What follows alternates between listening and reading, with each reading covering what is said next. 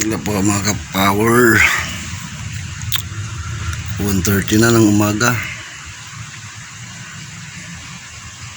Antok pero di makatulog kasi nga po nasa tabindaan ako.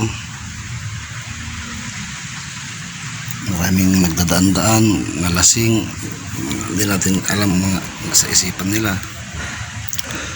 Kaya tuwing may magdadaan, ising ako. Sa araw naman po hindi hirap matulog pag araw din. Mas lalong maingay. Paggabi naman yung security natin ang naalala natin na po.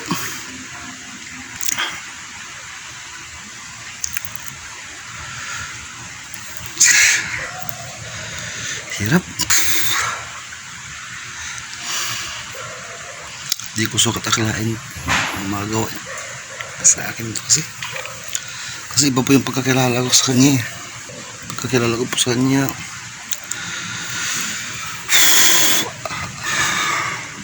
may takot sa Panginoon. Yun po ang buong bibig niya eh. Alam natin ang tama at mali, kaya pili natin lagi ang tama. Pero sa nakikita ko po, walang makitang tama sa mga ginagawa niya kasi tutusin puro mali. Ayaw na niyang tanggapin. Doon po nagagaling mga discussions namin minsan. Ang pwede ko na talaga.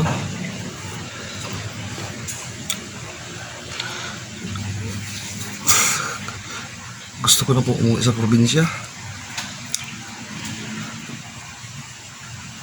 Doon muna ako, tulad po ng mga sinasabi niya, mga ka-power, no? Kaso napakamahal ng ticket. Dito rin kasi wala namang mapasukan matino. Tagal ko na naghanap ng trabaho, may mga trabaho napapasukan at may mga nakaabang.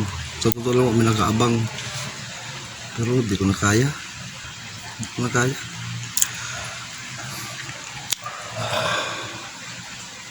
At mula po sa kaibuturan ng aking puso, ay nagpapasalamat ako sa aking mga kaibigan, mga totoong kaibigan.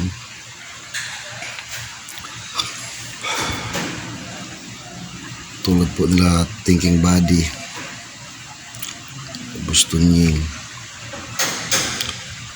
sila Mami Thinking and kids. Kaibigan nagbigay ng duyan. Yung nagbigay po kasi ng duyan magka-power yun, kasama kong driver sa bus.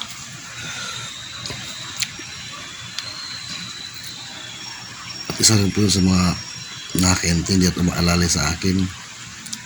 Pero sa ngayon po is nag-tracking sila, may natin silang mga truck sa Davao.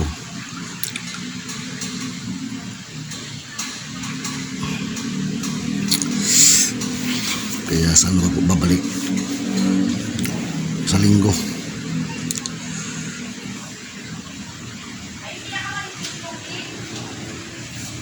Ito lang, may nagbigay sa akin ng kumot. Ay, hindi pala binigay, pinahiram si Nanay Aida. Pinaka kailangan ko sa ngayon, bukod sa cellphone na pang vlog, kasi gusto ko pong magpatuloy yung vlog. At balang araw umaasam na may pagpatuloy ko ang spread love.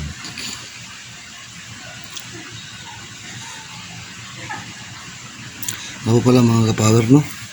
May nabasa akong comment na baka ganti ni Alvito kasi aminin ko man na hindi, kasalanan ko raw nangyari sa past. Mali po. Sa mga hindi pa nakakaalam, I just want to clarify na yung nangyari sa teleserye ay hindi po yun 100% na katotohanan. Hindi ko na rin po kasi sinabi noon kung ano talagang nangyari. Dahil nga po, iniingatan ko siyang babae, asawa ko. Kaya iniingatan ko rin ang reputasyon niya. Pero gusto ko lang po linawin dahil ako ang tingin kasi ng karamihan, ako po yung may kasalanan. Ang nangyari po noon, nag-abroad siya. Una po siya nag-abroad sa akin. Ilang taon yun, napakatagal na panahon. At since day 1 na umalis siya, hindi na po siya tumawag sa akin. Ito po kasing bahay namin, ito dito. Tapos itong katabi dito. Sa parents niya po yan. Ito ang sa amin. Tumatawag po siya dito sa parents niya. Lagi pong tumatawag weekly. Sa family niya tumatawag siya. Pero sa akin, never po tumawag sa akin. At never nagpadala sa akin yan. Buhat nung mag-abroad siya. May minsan po na humingi ako sa birthday para sa birthday ni Alex. Sabi ko, baka naman pwede kahit 500 lang para sa birthday ng anak natin. At huwag mo nang idan sa parents mo, kasi nagpapadala po siya sa parents niya, sa pamilya niya eh. Huwag mo nang idan sa kanila para naman din ako makarinig ng kung ano sabihin nila sa akin. Wala po, isang request lang, hindi pa niya tinapad. Pinadala niya sa parents niya at inabot mo sa akin para sa birthday nga ng anak namin, para mailabas ko rin si Alex, no? Pero may trabaho po ako noon na. Nagtatrabaho po ako. Kahit nung andito pa siya, nagtatrabaho po ako sa bus. SM Fairview to Baclaran ang biyahe namin. Aalis kami ng alas 3. Minsan alas 3:30, ganun. Nagdala kami ng alas 12 ng hating gabi. Alas 3 na madaling araw hanggang alas 12 ng hating gabi. Yun pong biyahe namin. Kinakaya po ko po lahat mga kapower. Walang alang sa pamilya. Dahil ang pilas ng trabaho para sa kanila. Ito yung sinasabi ko lang naman, hindi para manumbat, ano po. Sinasabi ko yung karanasan ng totoong pangyayari. Maso balik tayo sa pag-abroad niya pa, ano, na hindi siya tumawag kahit kailan. At dahil nga po, siya ang kasama ko sa school, nag-aaral pa lang kami.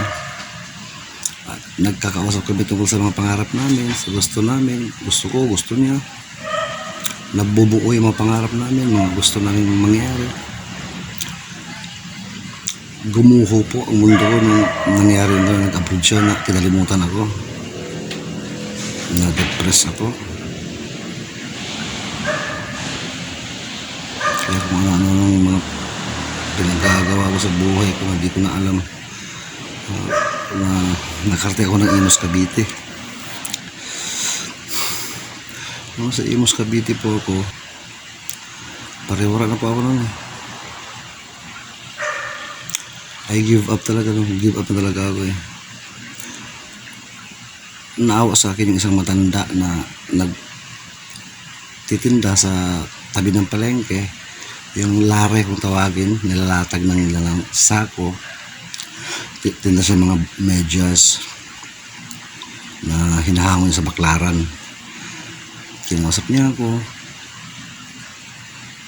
At yun, bakit na kumbinsi ako na tumira sa bahay niya. Nung dulo po ako sa bahay niya, tuwing gabi po, pag uwi niya, may dala na po siyang pagkain namin. Kasi ng pritong manok, yun po marami rito eh. Kanin, kakain kami dalawa. Bago siya umalis sa umaga, iwangan niya ko ng 20, 50, mga ganun po. Sa nakapasok ko sa Coca-Cola, driver.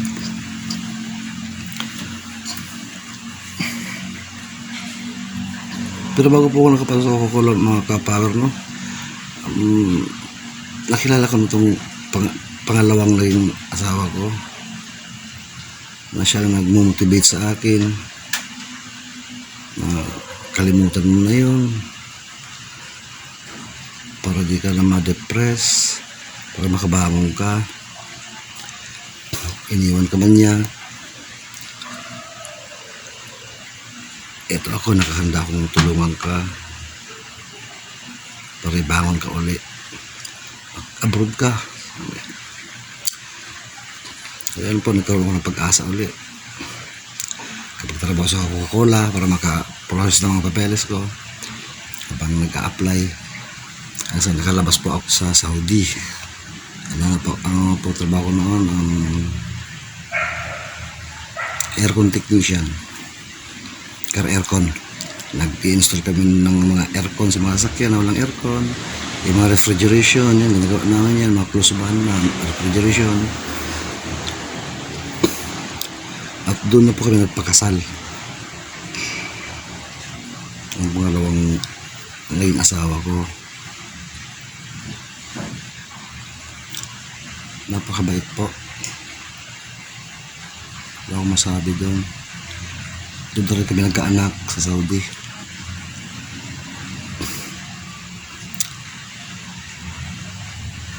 Kaya nakalimutan ko po ang ginawa sa akin ni Alvi. Yung mga time na yung sakit, yung pagkabigo. Muli akong bumuo ng mga pangarap ko na sa pagkakaroon ng pamilya. Sa nag-lockdown, nagka-COVID na po ako, na-isolate sa Saudi. Sa gumaling, bago po matapos ang COVID, medyo umiigi konti. Nag-travel yung amo namin sa Italy at doon po namatay. Kaya after siguro 1 month or 2 months, umuwi po kami ng Pilipinas. Hinatid po kami ni Tabong doon sa airport, doon sa may tawag doon, migration doon. Ito po yung picture namin, no? Yan po ang picture namin nila Kabong. Tapos pagdating namin sa Pilipinas, ang sumundo naman sa amin si Arnel Ignacio. Ito na po yung picture namin. Yan po. Tapos na-quarantine kami sa Manila bago kami umuwi ng probinsya sa Kemba, kung taga saan ako, sa Sarangani po. At sa Kemba, kung ano ulit kami, quarantine. Pero isang araw lang po yun. Pero di ata kami umabot isang araw kasi nakiusap na ako na isang linggo dapat. Pero hindi kami umabot ng isang linggo kasi nakiusap na po ako na makauwi na kami. Kasi wala namang problema sa amin. Nakawarantine na kami sa Manila eh. Tsaka kawawa yung anak namin, si Alexa. Kaya si Alexa kasi hindi siya sanay sa ano mga narinig sa Pilipinas. Titila ko lang ang manok, umiiyak na siya. Takot. Yun po, doon kami tumira sa Kemba. Nagtaya ako ng business. Sa down, napilitan kaming ibenta yung sasakyan namin, yung mga gamit sa negosyo. Binenta ko na po lahat. At umuwi sila sa Zamboanga. At binalak kong mag-abroad ulit. At yung balis na po ako dito sa metro, doon ko lang nalaman na wala na yung mga kamag-anak ko rito sa Tala. Kaya pumunta po yung ka-business. Yun po ang pangyayari. Kasi sa abroad po si ka-business po pinapanood namin. Una si Balasantos Matubang. Sa nakilala namin yan si ka-business sa vlog din. Kaya pinapanood po namin. And the rest is history. Mas kabis na ako. Ito pagbalikan ako. Kasi nanghinayang talaga ako, mga kapower. Kahit na anong sakit nung ginawa niya sa akin, nanghinayang ako. Kasi siya yung kasama kong unang bumuo ng mga pangarap. At nagkabalikan naman po kami. Nag-vlog. Ayos naman po nung una. Kaso pag-uwi namin sa probinsya, doon silang bumalik. Siyempre, una si Alex, mag-aaral. Tapos si Alvin, bumalik din. Ako ang last na bumalik. Pagbalik ko rito, nagkapag-vlog pa ako. Napunta kami ng Pangasinan nila Buddy. Kasi nasira nga yung GoPro. Nagbigay ng action camera. Isang sponsor din. Nakapag-vlog pa. Nasa nasira pati action camera. Nawala pa cellphone ko. Doon ako natigil sa pag-vlog. Hiram ako ng cellphone niya. Ayaw niya pahiram. Di baling mawalang kabuhayan. Hindi ako makapag-vlog. Makapagawa ng vlog. Basta ayaw niya pahiram cellphone niya. Yun na po yung mga time na pagtulog siya. Doon ayos pa cellphone ko ha. Pagtulog siya. Darating ako, mag-charge ako. Nagugulat siya na ina-upload na kagad yung mga cellphone niya. Hawakin na kagad. Kung nataranta na hindi ko na pakialam ang cellphone niya. Hanggang sa masira ang cellphone ko, hiram mo cellphone niya, ayaw talaga ipahawak. Ayaw na ayaw ipahawak cellphone niya. Private nga raw eh. Privacy. Alam naman niyang walang magamit mag-vlog, pero ayaw talaga ipahiram cellphone niya. Kaya doon po, natigil ako sa pag-vlog. Nasa pumasok sila ni Alex sa SM, sa call center, dalawa sila. Ako naiwan sa bahay. Habang nag-aantay ako ng mga requirements ko, nagaling sa probinsya kasi naiwan yung mga requirements ko. Nung nagtatrabaho ko sa call center, akin po lahat ng gawaing bahay, mga kapawer. Napakahirap sa bahay, sa totoo lang po. Akin lahat ng trabaho.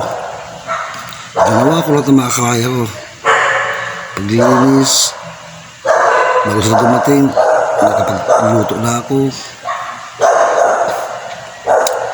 Pero di na nakikita yun. Doon nagsimula, sabihan niya ako na wala akong kwenta. Hindi ako nakatulong sa kanila kahit kailan. Napakasakit para sa akin yun.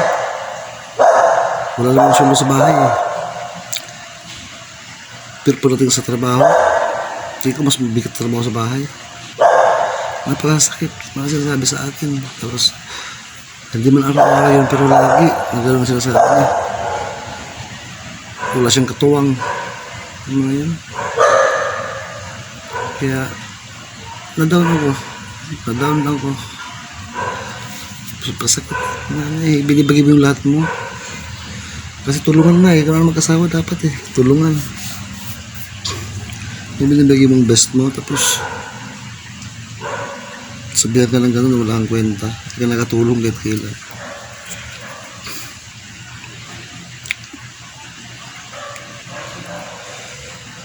Nasimula po akong mabarkada noong time na yun.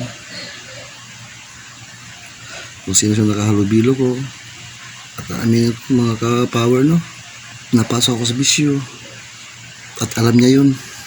Ang sa pag-usap kami na para makaiwas ako eh, lipat kami. Kaya lumipat po kami ng bahay. Pagkalipat namin ng bahay, ganun pa rin po sinasabi sa akin. Pero bago pa po kami lumipat, po sinasabi kong nagugulat siya pag-charge ako na may cellphone pa ako bago masawala cellphone ko. Hindi na po kami magkatabi matulog. Ayaw na po niya akong katabi. Kaya sa labas na po natutulog. Silang mag-ina sa kwarto. Naka-aircon. Hanggang sa nakalipat kami, ganun din. Silang mag-ina sa kwarto. Ako sa baba. Sabi. Ano pa sa klap pinagdaanan ko. Hanggang sa lumipat uli.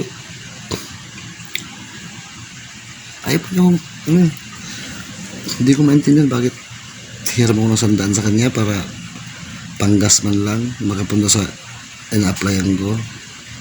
Ayaw niya po talaga magpahiram sa akin. Pero nakikita ko naman pag sa labas, ang bait-bait. Nandiyan mamigay pa ng pera sa tao, mamigay ng pagkain. Gastos po yun.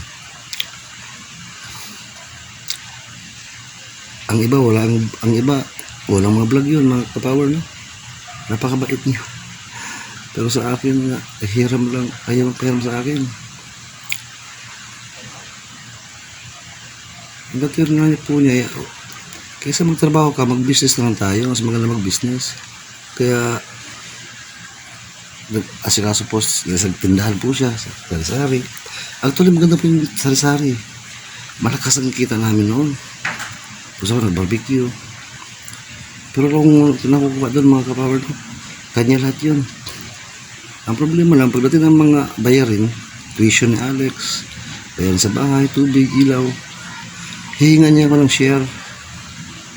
Siyempre wala pa akong maibigay. Dahil wala akong trabaho, ayaw po trabaho. Magagalit kasi mga kapower. Pinilit ko yung gusto ko. Yung gusto ko po trabaho para may sarili akong pera. Magagalit siya. Tapos pag nalaw kasi talaga magnegosyo, magtulungan kami. Yun nga, pag hinahanap ako ng share, walang may bigay. At nagagalit siya. Yun nga yung mga salita niya, wala akong kwenta, wala siyang katuwang. Hirap na siya. Di mo lang makatulong. Napakasakit po. Hanggang sa pinalayas na niya ako. Dahil na maglipat kami doon, nagka-problema itong balikat ko. Ngayon masakit pilay. Na ilang gaano katagal ko hinilin sa kanya, pahilot ako. Wala talaga. Napahilot na ang bawat. Pero siguro 1 month siguro. Pero wala na. Hindi na nahilot na maayos. Ngayon nagkatrangkaso ako. Pagkatrangkaso ako, bandang po natin, nung may sakit, naigsang PC niyan. Binungaan naman akong binungaan, may sakit na trangkaso ako, kaya hindi ako nakapagpigil. Ako, ano binatabig ko, nasa mesa. Tapos tumatabig ko, noon po, nagwala na po siya, pinagpapapalo ako, pinagpuluntok, pinagbabato ng mga dilata, at nagtawag na ng pulis para palayasin ako kasi nananakit daw po ako. Wala po akong nagawa. Siguro pride na rin na napapahiya na ako. Umalis po ako, nanginginig ako sa ginaw kasi nagtrangkaso nga po. Kaya nakarating ako rito sa lugar na to. Dati namin, siyempre dito kami nagsimula. Ito ang bahay namin noon. Ang bahay na pinatayo ko na inari nila na hindi akin, na wala akong kinalaman, walang karapatan sa bahay na yan. Kaya dito na po ako ngayon. Alam po yung sitwasyon ko, walang matulugan. Pero wala siyang pakialam sa akin. Pero malaki po ang paniniwala at panampalataya ko sa tulong niyo po mga kapower. Sa lahat na nagmamahal sa akin, makakabangon po ako. Grabe na nakawa na ako sa sarili ko, ang payat ko, no? Napakalakas pa payat yung walang tulog.